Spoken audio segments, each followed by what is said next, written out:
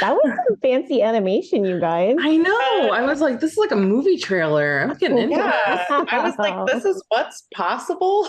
These are I know, right? fancy. It's amazing. Okay, anyway, hi everybody. It's so Hi, good to yes. see all of these numbers in the virtual event. And I am Lauren of Christina Lauren. Hi, I am Christina of Christina Lauren. And this is Julie and Simone. Or Simone. Hello. Sierra Simone. I'm like Cher. I can be known just by one name. Yeah, Exactly. Yeah. We could be Julie Simone. Oh I my actually, yeah, I was just God. gonna That's say very that. Missed exciting. opportunity. Yeah. I'm trying love to it. think of what our couple ship name would be. Like Giera. Jamone. Sierra. I like Jamone. Jamone. Jamone. We go by Jim for short. Okay, Oh so my God. before we get started, we obviously want to thank everybody for taking time out their day to like be here, but also to thank Barnes and Noble for organizing this and for being such a great supporter of romance. We love all those romance tables, and of course for bringing us all together, because I am not actually sure how this is the first time this has happened, that we've It's done an actually event together. crazy that Yeah. this is our first event together because, I mean, obviously it's perfect that we're doing this because co-authoring is like all four of our superpower, right? But we do definitely want to talk a little bit about that just because it's always fun to talk to other co-authors. But before we do any of that, can you guys decide which of you is going to do the little elevator pitch of Holly Jolly Ever Julie's I gonna already do it. said not it. I said No, not it way before That's you. my next first. Julie's like, mm-mm. Yeah. And this is why it's magic to have two people. You were literally just picking your nose. Your turn.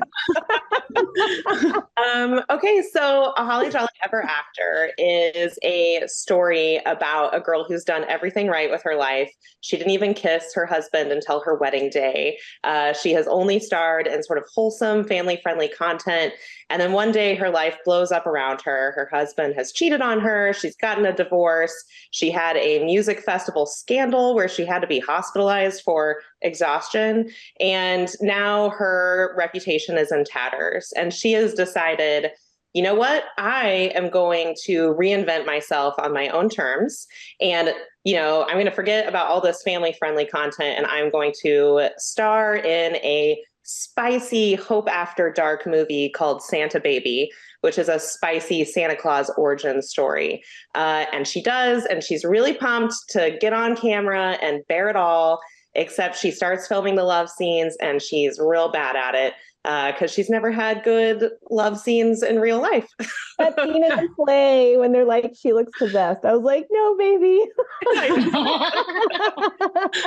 And that is where our hero, Callum Lieberman, comes in. Callum is a gentleman and a patron of the arts. And Callum, her co-star, says, Winnie Baker, I will help you off camera explore the world of spice so that together we can make a really good movie. And so he gives her sex lessons. Can I say sex lessons? Sorry, Barnes and Noble. There are sex lessons in this book. If you can't say that, we are in trouble. Yeah. That's pretty tame. Yeah, that is the shallow end for Sierra Simone. And so that is kind of where their shenanigans begin. Yeah. So Winnie is like a former childhood star, and Callum is a former boy band, member of a boy band called Inc. from like the early 2000s. And all that you really need to know about them is that Callum has had it bad for Winnie for years and years and years.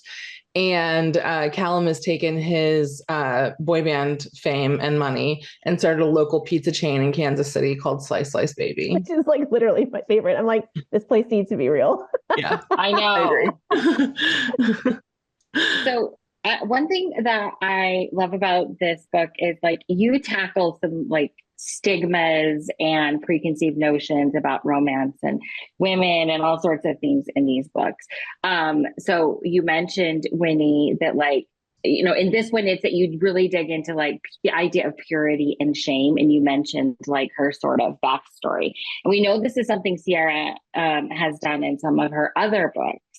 But for this world and this character, specifically Winnie, how did her struggles with this issue evolve, and like why did you decide to like make them a part of the story? I think that it was pretty early on that we had a conception of Winnie as a character. So, A Holly Jolly Ever After is the second book in sort of the expanded Christmas Notch cinematic universe that we've created, uh, which is Christmas Notch, Vermont is a small town in Vermont. It's not real, but if it were, it would be Christmas 365 days of the year. And so it's Christmas every day in Christmas Notch, and it's also an excellent location for a lot of these family-friendly Christmas movies made by certain channels we're all familiar with, but are not named in our book for legal reasons. Schmalmark.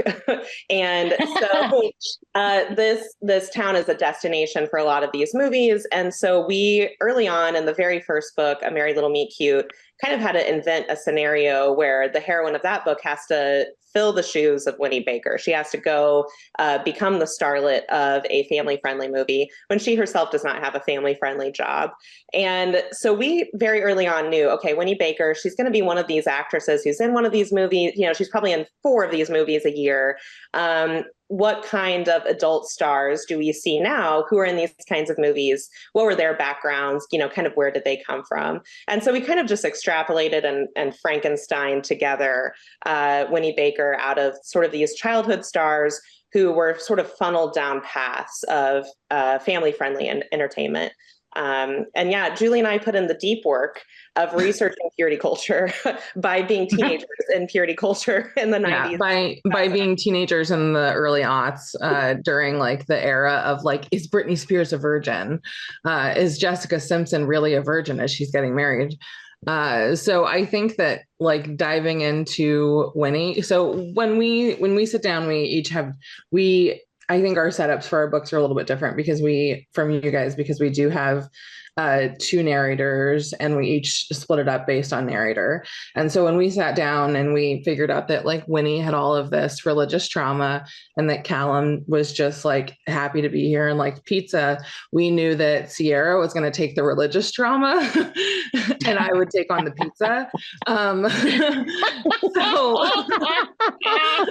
that was definitely sounds more fun. Yeah, it's a pretty natural fit for us. But I grew up in like a very like religious like setting in Texas, and Sierra also grew up in like very, you know, Kansas, like Bible Belt area too. Yeah, Kansas, period. Yeah, Kansas. And so it really did come naturally to us to delve into that. Lots of I grew up Catholic, resurfaced, which has its own kind of purity culture. But then when I got to high school, I met this bad evangelical crowd.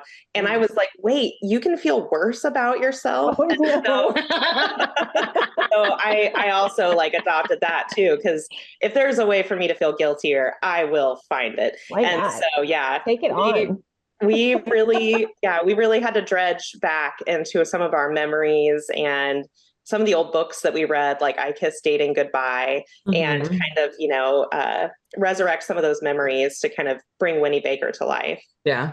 I think it is worth noting that, like Sierra said, she started out as Catholic, but she chose Catholicism as a child because she went to a Catholic school when she was growing up and was like a half naked man and everyone feels guilty. I love this.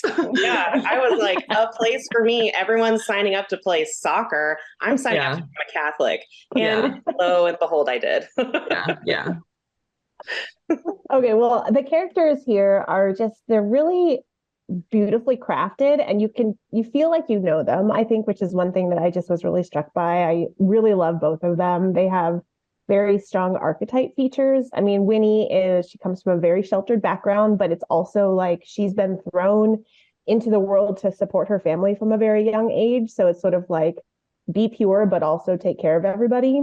Mm-hmm. And, Callum is this sort of goofy, like 3rd favorite boy bander, he's such a himbo. Like I love him so much. But I feel like each of them does a lot of work for romance, for the genre on page. And I kind of am curious for you to talk about this series sort of more generally and like how you approach developing each of your characters and what things are the most fun and most important for you guys to do for romance and to tackle in these books. I don't know that we sit down and decide like this is something that feels important or relevant or discussion worthy or anything like that. I think it's that we both have undying ADHD. And so we also can't say no to each other. So we just have this big pot that's constantly going. And we're like, yeah, throw that in, throw that in. That sounds great. You should just keep going, keep adding. And really not until like the third act does Sierra tell me to like stop. She's like, stop, we have to stop adding things. She's Okay, I usually the actually daddy. feel like I understand that with this book. There was like nonstop, just like surprises that come at you. And I love that. It's really just like, and you guys will get this. It's like playing improv with your friend. Like it's like, or kind of like almost like daring your friend to be like even like kookier or wackier than you're being yourself. Yeah. So I think that's really where so much of like the chaos of this series comes from, is we were just like, what if we just never said no to each other? I love it. I think it fits too, because romance is such a like iterative genre. Like all romance in a way is kind of iterating on itself. And so I think that it makes sense for us like to meta iterate inside of our book and, you know, just kind of keep spinning out these details. And for me, being of clan McADHD, I really find prompts to be useful when I'm writing. And so for me, if I sit down and I'm like, okay, write a hero, any hero, that's like less useful to me. I'll feel sort of paralyzed by that, rather than someone saying, write a hero who owns a regional pizza chain, a cat named Bread, and is a little bit of a Peter Pan, but secretly wants to grow up. Like that is like a much narrower doorway, but it also gives me like a much stronger launch into the manuscript. Yeah. Yeah, that makes sense. Okay, that totally plays into this next question then, because there is like something that happens midway through the book that is like one of my sort of kryptonites. It's one of my favorite tropes, and I don't know how much I can take. This book came out in October, so it's still reasonably new, but it is a spoiler. So and I have a very specific question about it, but maybe I'll ask you guys after. So when this spoiler happens that I was not anticipating, had you planned that all along, or did they surprise you? And when that happened, so like Lo, when we were writing, I can't even remember one of the beautiful books. Was it beautiful? And Lo was like suddenly like, oh, and by the way, Sarah's pregnant. And Sarah was like the couple, Sarah and Max are the couple that are like in the earlier book. And so they were just like in the background of this book. And she's like, oh, by the way, Sarah's pregnant. And I was like, oh okay. All right. You know, she was like, it just happened. So what do you do when those little surprises and stuff come in? Like, how often do you like go, no, that's not where we're going? And how often do you go for it? Does anybody that's watching know what spoiler I'm talking about? Or no, don't say that, because then people they'll get spoiled. God, I hate spoilers. You can just like pop an emoji in the chat or something if you know what spoiler we're talking about. I think it's not anybody who knows me knows it is a catnip for me. I love this trope in books. We love it too. Yeah, we love it too. And there are some things in our books that are big surprises, but this is one that we knew from the onset. And we were so we sit around like and plot our books. We try to do it like together in the same like rental cabin somewhere in the middle of nowhere. And one of us just said it like as a joke to the other one, because it's not something we have seen come up a lot in like traditional rom-coms. And so then it just like contemporary. I do feel like it's a trope from like his like romance historically speaking, but I feel like now the movie, you know why though? Not about this trope. People always say they don't like it. And people and I say people always say they don't like it, and I say you are liars. Yeah. We actually emailed our editor when we agreed on this trope. And if you're that curious in the chat, by the way, you can probably Google it and figure out what it is. But we emailed our editor to be like, is this okay with you? Do you think that people are going to like burn our books? And she was like, so what if they do? Yeah, totally. Write the book you want to write, man. Yeah. What I loved though is it wasn't that was the thing. It was the realization that come with the thing. They are pretty much fine about the thing. It is Wow, this is very vague. It is the things that it brings to light that become conflict. And I thought that was very smart because it was unexpected. It was super fun, but I think we're very close to giving it away. So like, and I enjoyed the surprise. So I'm going to go on to the next question, which is that. So one of the things that we all have in common, as I mentioned, is that we're writing duos and we're also best friends. And so what's different is that for Christina and I, our writing partnership and our friendship grew together. Like we only knew each other for 3 days when we started writing together. Whereas you guys were really good friends. You each had your own writing career. You still do. And so I'm just curious to hear you guys talk a little bit about like when and how you decided to write together, and how has the creative partnership affected your friendship? You have to go first. Well, I feel like we had like a sense that it was on the horizon, that we would eventually write, that it was meant to be, that we would eventually write something together. But I think we also wanted it to be the right thing because Julie has a very distinct brand in kidlit, writing YA. Her first adult romance is Closed Door with Daddy Disney is the publisher of that one. Christina Lauren have a Rapunzel retelling up and coming with Daddy coming Disney out in too. June. Yeah. Meant to be a series, everyone, check it out. And I do not have closed door romances. And I don't even have doorways. It's just a big open room. There's not even doorknobs. There's no door. Yeah. Yeah. It's not even like the door romance where someone falls in love with the door. The door isn't even there. Okay, honestly, though, Unhinged was such a great title. Oh my gosh. Perfect. Oh, I read it out is loud. Literally my favorite word too. So I was just like, yeah, open concept floor plan romance. That's what I write. And thank you, Megan, for that. I was not willing to compromise. That is a beautiful trait of my character. I was not willing to join Julie in closed door land. I was like, if we're going to write together, I'm not going back. Like you have to. Okay. What a lot of people don't know about Sierra Simone is she started out as a young adult author. Okay. So she had been in closed door land before. And it's just, but I'm not going back. That's what I'm saying. You can't make me go back to where they can only kiss. That's very obvious. I don't get the sense though that it was like twisting your arm though, Julie. No, I'm a huge romance fan. Yeah, I'm a huge romance fan. And I was kind of like chomping at the bit to do it. And I think that based on our like social media, it's very obvious that we're very good friends and very close. And in the last few years before we started writing together, we actually started seeing a lot of overlap in our readership. Like we would see a lot of my readers would come to her events and a lot of her readers would come to my events. And, we knew, like Sierra said, we knew it was coming. And then when this idea hit, it was like, okay, this is too kooky for us to not try writing. And the worst thing that happens is someone says no, and we, self-publish it is like Josephina Schmobuddy. Julie Simone. Yeah, Julie Simone. Jim, just by Jim. Jim. So every co-author, seriously, every co-author pair we have ever met does this thing that we do differently. Some like write and surprise each other. Some like, are in the same document at the same time. So how do you guys co-write, and has it changed from the first book and the novella and this book and on? Like what has changed in that process? Because ours is so different now. Yeah, I think early on, we decided that we were going to split up the books by point of view. And that really worked for us because we were worried about like voice, like how to keep voice consistent.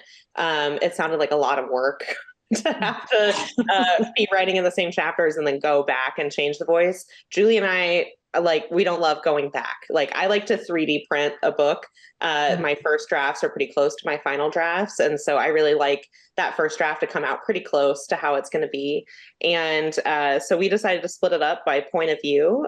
So we kind of loosely plot out the whole thing, not very tightly, because I get very prickly and Enneagram type 4 when someone tries to tell me how to write a book, even myself from the past. So I don't like super prescriptive outlines. So we do like a loose outline just so we know where the story is going. And then we each write a chapter, and then we write in Google Docs so that we can go into each other's chapters and be like, my character wouldn't say this. Like, what are you doing? And so we can go in and change them as we're working. Yeah. We do like to like write a chapter to each other and like back and forth. So it's not like there's no like simultaneous writing going on or anything like that, because we really like to improvise based on what the other person's done. Um, and it's been really cohesive. I think that the biggest hurdle that we've had to figure out is the novellas that we write, because they're only one point of view. So trying to figure out like a rhythm for those has been difficult. And if you guys have any pointers, that would be great. um, so yeah. And I mean, you know, we don't really fight. And if we do, it's me starting a fight, and I don't start fights I know that I can't win. So I had to mute because my kid just got home.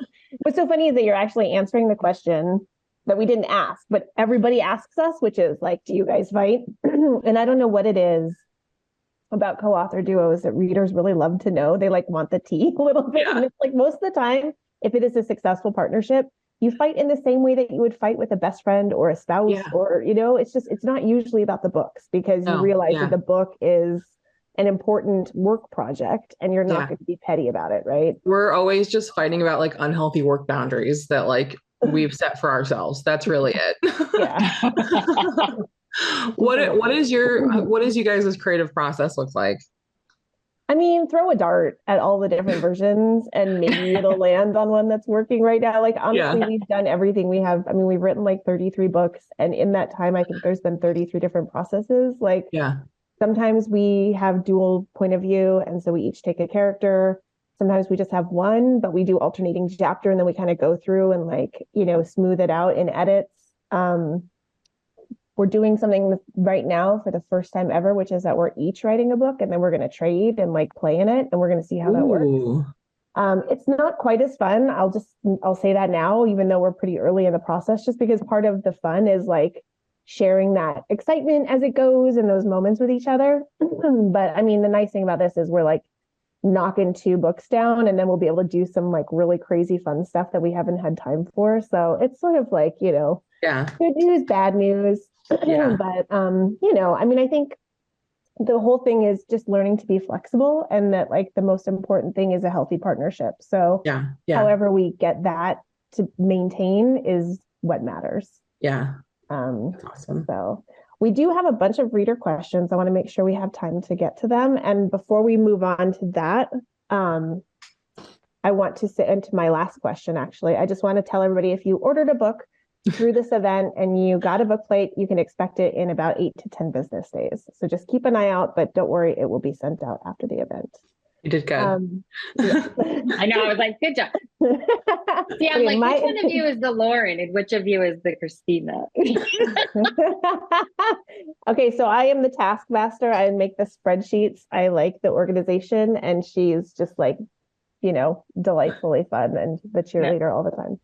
No, I think neither of us is a spreadsheet person. This might be our biggest problem, is that you can't have 2 tornadoes in a relationship. Someone has to be the Helen Hunt. And I think that sometimes we are 2 tornadoes, but I feel like we are charming and lovable about it. And so most people forgive us. So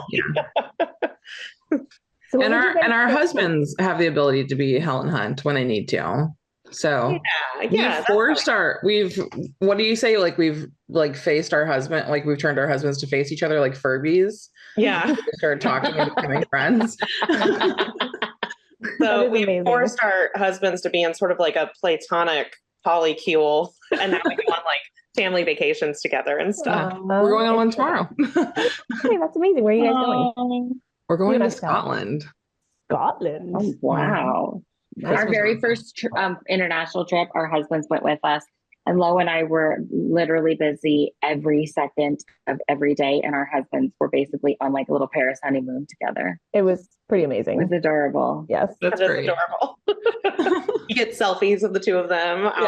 They would just send us pictures. All right, so here's our first reader question. This was submitted by someone named Amanda. What are your favorite Christmas or holiday movies? My favorite Christmas movie is a Jonathan Thomas Oh my God. You got it right the first time, Jonathan Taylor Thomas classic called I'll Be Home for Christmas, where he drives home across the country to get home in time to like get there for Christmas Eve so that his father will like give him like some fancy collectible car or something like that. I don't know. He is just like, it's the most confusing movie ever. Like it's not that it's confusing. It's just that like I think every day someone new showed up to direct the movie and they were like, today we're doing this. Today we're doing this. Yeah. For holiday movie an old collectible Porsche. Yeah. So I made Sierra watch this movie and she was just like, it doesn't hold up. It doesn't. I think I had to see it in 1997 or whenever it was made for it to have the same impact. But truth be told, like you didn't really watch Christmas movies until like I forced you to watch them. Yeah, this is a fun fact about Sierra, who writes books about Christmas movies, is that in late 2017, Julie and I had our very first only like us writing retreat. And we had done it because we were tired of writing retreats where everyone goes and then they get up at 6:30 and they do group yoga and they drink like a clear tea together and then they write 7,000 words and then they're done by 4. I can't do that. Julie and I like to sleep until noon, wake up, eat a Pop-Tart, complain about our job for 3 hours, and then eventually start working when the sun's starting to set. Mm-hmm. So we decided— the job that we love, by the way, and have that we love. We still find a way to complain about it. It's the emails. I mostly just complain about emails. Yeah. So we had a retreat that was just the two of us, and it was a vampires only retreat. We were just going to write at night and sleep in late. And Julie was like, we should watch a Christmas movie. And I was like, I never watched one of those. But I do see on Netflix, there is something called The Christmas Prince. And I have a tube of raw cookie dough and 2 spoons. Like, let's see what magic we can make happen. So that was the beginning of my Christmas movie journey, really.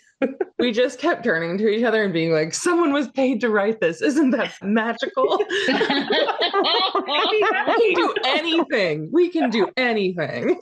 The world is your oyster. Yeah. What about you guys? Favorite Christmas movies? Elf, man. You just can't go wrong. Yeah. We just decorated the tree last night and I was like putting on music and my daughter, who's 13, was like, no, we can't listen to music. We have to watch Elf. And I was like, I am so sorry. I just almost completely messed that up. So I love Elf. I love it so much. We are such like habit watchers. Like we still have cable. So like if a holiday movie is on and the same ones are always on all the time. So it's always like Home Alone. Mm-hmm. We always do the like 24 Hours of a Christmas Story on TBS or, on Christmas Eve or whatever it is. So yeah, but I mean, I love when I was flying home this last time, Little Women was on, the one that's got Winona Ryder. And that is one of my absolute favorite Christmas movies. Mine too. Okay. I made Julie watch it and I don't think she appreciated it as much as I wanted her to. I gave her Little Women and she gave me Jonathan Taylor Thomas. I mean, I think fair trade. It's fine. I also like Love Actually. I feel like it's not okay to like that movie anymore. I feel like it's problematic in some ways, but honestly, I really do love some of the storylines a lot. I know. That's Sierra's real answer. She loves that movie. In fact, I am having a get together of my high school friends in a couple weeks where we're going to watch Love Actually, and then everyone has to dress like a different extra from the background. Oh my God, that's amazing. Yeah. So someone is dressing up like an octopus. Someone is going to be a CD player, like an abnormally large CD player, because there's one in every shop. Oh my God, I want to be one of the family members from the Portuguese restaurant at the end of the movie. Like, oh yeah, there is a man at the restaurant who has a very excellent handlebar mustache. Yes. That would work. Yeah. All right, I'll be there. One year for this, you dressed up as the girl with the Santa hats on her boot. Yeah, the naked Santa art where there's like little Santa hat nipples. I wore that to a midnight showing. You wore a black shirt under it. Yeah, there was something underneath the Santa hats. I feel like you buried the lead a little there, but I still appreciate the image I got first before the real image. Yeah. So. See, I've never seen it because I feel like it is one of those movies that if I saw it now, I'd be like, oh, okay. Like, you know what I mean? I think you would appreciate it. I just think there's a couple storylines where you're going to be like, come on, but I think for the most part, it's very sweet. So Very Okay. sweet. Yeah. It's got a lot of like fat shaming in it. I think that that's one of that's like what I'm talking about. Like the yeah, size 10 woman who's like, I'm just so curvy. So. It's very Bridget Jones feeling. Yeah. very Bridget Jones, I would say. Yeah. Yeah. Yeah. But she is adorable. I mean, Yeah. whatever that aside, and he is like super body positive about her. So Yeah. anyway. Okay, well, this fits in. This reader question is I'm very excited about having a plus size male romantic lead. What aspect of this character were you most excited about exploring that is from someone named Jess? I have written plus size male characters before, but this is my like first plus size male character who is older and straight and has on page boners. So so that was actually a lot of fun and terrifying because I hadn't written like a romance from a male point of view. And if you know Sierra Simone books, you know that there is no door on the closed door. It's just the door has been taken off the hinges. It's been removed from the house. And so that was definitely something that I had to like mentally prepare for more than him being like plus size or anything like that was the fact that like he is a man and he has a penis and I have to write from that point of view. But it was really exciting to get to write Callum because growing up, like I always felt like a kinship to like the Joey Fatone of every boy band group because I was like, I am also the funny chubby one. And so it was really nice to get to explore that and also for Callum to have an understanding of the fact that like yes he's got like lots of issues and things to work through concerning his body, but he also knows that like he's had it so much easier than his female counterparts have, which I don't think I could write a male like plus size character without that knowledge. Yeah, for sure. Well, and also actually this is sort of a follow-up that is submitted by a woman named Megan who wanted to know if there's anything that you have written about the fat experience that you've gotten pushback on from publishers, whether it's in other books or in this series. Not really necessarily from publishers. I think that so when I first wrote Dumplin, it was sort of I definitely was not like the first person to ever write a book about a fat character. But it was sort of newer territory in that like not a lot of books had been given that kind of platform with plus size characters. And so there were a lot of things that we had to like to work through. Like it took like 2 books before I could convince them that like I wanted plus size narrators to narrate books with plus size main characters for audiobooks. And I know that might feel like invisible representation, but it's really important to me. And it's also important that like plus size actors are getting that work. So that was something I also now try to hire I also tried to talk to my publishers about hiring plus size artists for my books that have like that are very centralized on fat issues. For something like A Merry Little Meet Cute or Holly Jolly Ever After, we're not so incredibly concerned about that.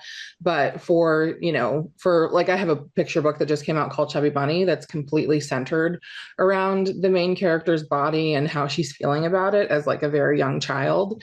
And so it was really important for me to find a plus size artist for that book. So yeah, I think that those have been conversations I've had to have. I've also like, being very like blunt, had to talk to publishers about the fact that like, sometimes when you're flying me a place on a really tiny plane, those seats don't work for people in bigger bodies. And so you might have to pay for me to fly with extra legroom or pay for me to fly in business class or something like that. And so my mantra has always been that if you're going to profit off of plus size stories, you have to create space for plus size bodies. So if you're going to profit off my stories, you have to accommodate my body. That's always been my feelings about that. So that's so beautifully said. Yeah, thank you. Thankfully, everyone I've worked with has been really good about it. I think the most interesting conversations I've had have come from a lot of international publishers who are like in different places with those conversations in their own specific cultures, or just treat those conversations totally differently. like even like there's I think like the Japanese translation for dumpling, which I love this.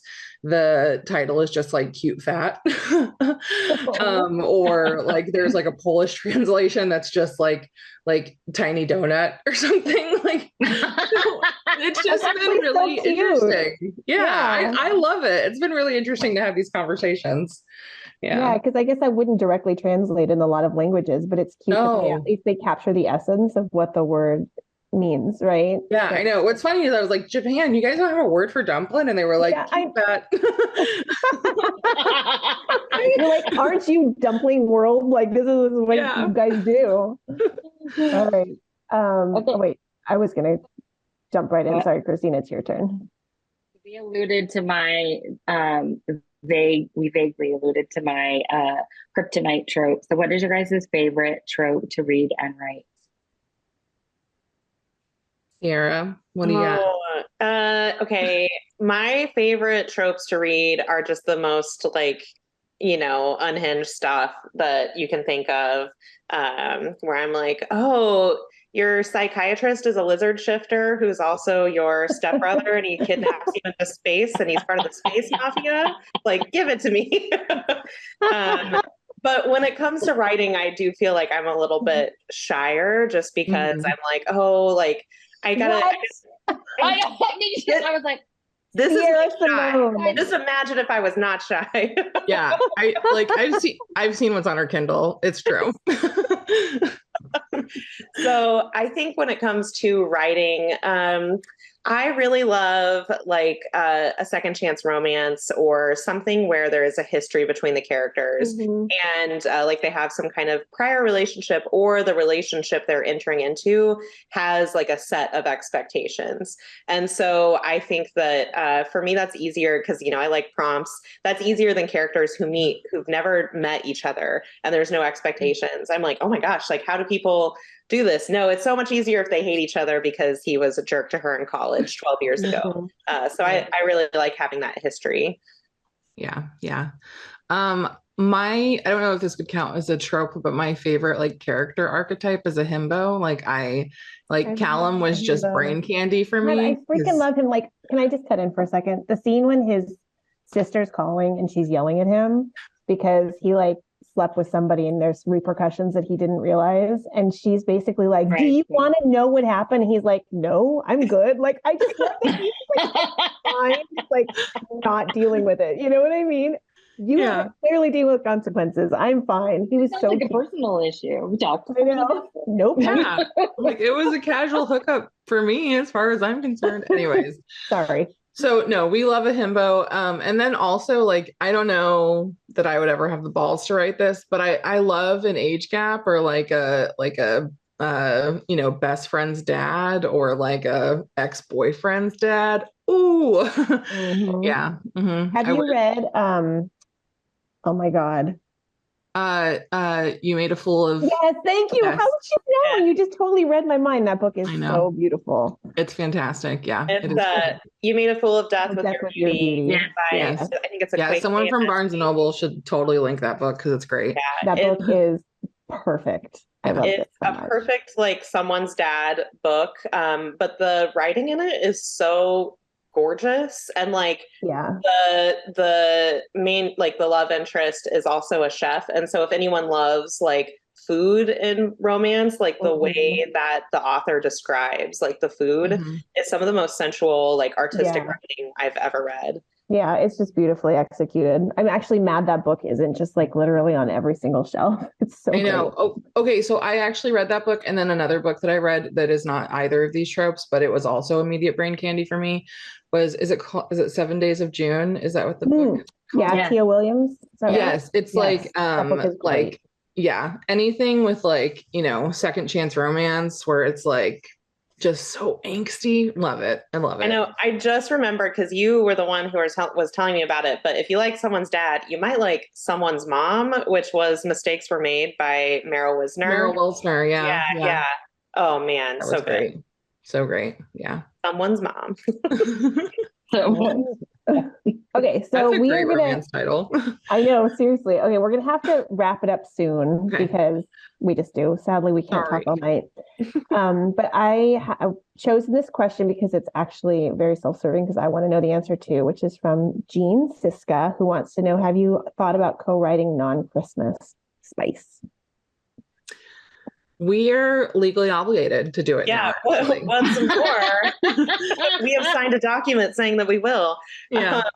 Yeah, so I think that we are working on the third Christmas Notch story, and this is going to kind of close out the Christmas Notch cinematic universe. And then I think that the next thing we do is actually not going to be attached to any holiday. Although I will have you know that your friend Julie Murphy called me up at like 9 p.m. the other night and was like, "What if we wrote a series about undertakers?" And We lost her. Oh, so Sorry. for all I know, we're going to be writing a Halloween series about like the funeral industry. that It was actually a great sounds idea. amazing. Amazing. Yeah. Yeah. Well, I need you guys to tell us, like, what are your next releases? What are the dates? Where can people find you? Give us all the good stuff.